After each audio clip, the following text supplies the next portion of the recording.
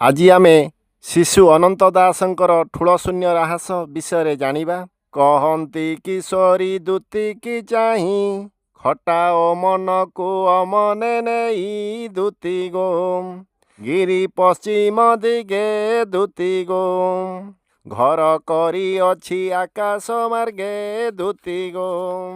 ଅନନ୍ତ ମନ୍ଦିରେ କରିଛି ବାସ, ଚାରିଖାନି ଲୋକ ତହିଁ ପ୍ରବେଶ ଦୂତି ଗୋ। ଷଡ଼ଚକ୍ର ଉପରେ ଦୂତି ଗୋ, ଜ୍ୟୋତି ଜଳୁଅଛି ଶୂନ୍ୟ ମନ୍ଦିରେ ଦୂତି ଗୋ। ଝଟକ ବିଜୁଳି ପରାଏ ଦେଖ, ନବଘନ ରୂପ ତହିଁ ନିରେଖ ଦୂତି ଗୋ। ଟାକି ବସ ନିରତେ ଦୂତି ଗୋ, ଟାକି ବସ ନିରତେ। ଠୁଳ ଶୂନ୍ୟ ରୂପ ଦେଖିବୁ ନେତ୍ରେ ଦୂତି ଗୋ, ଟାକି ବସ ନିରତେ। ଡୋଳାକୁ ତୋର ରଖ ଖଞ୍ଜାଇ, ଢାଙ୍କୁଣି ଯେମନ୍ତେ ପଡ଼ିବ ନାହିଁ ଦୂତି ଗୋ। ଅନୁସରି ନଥିବୁ ଦୂତି ଗୋ, ତରଛନ ହୋଇ ଥିର ରଖିବୁ ଦୂତି ଗୋ। ଥୟ କରିଥିବୁ ମନ ପବନ, ଦୋଗଧା ଯେମନ୍ତେ ନୋଇବ ମନ ଦୂତି ଗୋ। ଧ୍ୟାନ ଟଳିବ ନାହିଁ ଦୂତି ଗୋ, ନୟନେ ଦେଖିବୁ କଳା କହ୍ନାଇ ଦୂତି ଗୋ। ଧ୍ୟାନ ଟଳିବ ନାହିଁ।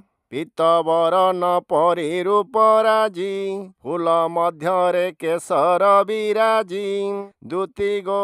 ବଙ୍କୁନାଳ ଉପରେ ଦୂତି ଗୋ, ଭୁରୁ ସ୍ଥାନ ଦୃଷ୍ଟି ରଖ ତୁ ସ୍ଥିରେ ଦୂତି ଗୋ। ବଙ୍କୁନାଳ ଉପରେ ଦୂତି ଗୋ।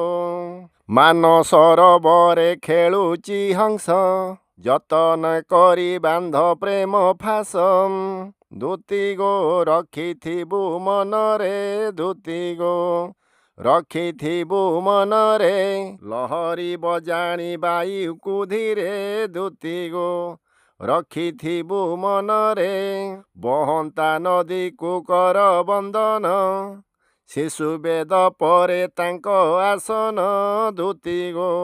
ଶୂନ୍ୟେ ଅରୂପାନନ୍ଦ ଦୂତି ଗୋ, ଶୂନ୍ୟେ ଉଇଁ ଅଛି ପୂର୍ଣ୍ଣିମା ଚାନ୍ଦ ଦୂତି ଗୋ। ହଜ ସହଜ ସମାଧି ଯୋଗରେ, କ୍ଷିତି ପରି ସହିବୁ ଧୀରେ ଧୀରେ ଦୂତି ଗୋ। କ୍ଷମା ନିଧି ପୟର ଦୂତି ଗୋ, କ୍ଷମା ନିଧି ପୟର। କ୍ଷୁଦ୍ରମତି ଅନନ୍ତକୁ ଉଦ୍ଧାର ଦୂତି ଗୋ, କ୍ଷୁଦ୍ରମତି ଅନନ୍ତକୁ ଉଦ୍ଧାର ଦୂତି ଗୋ। କ୍ଷମା ନିଧି ପୟର। ଜୟ ଜଗନ୍ନାଥ।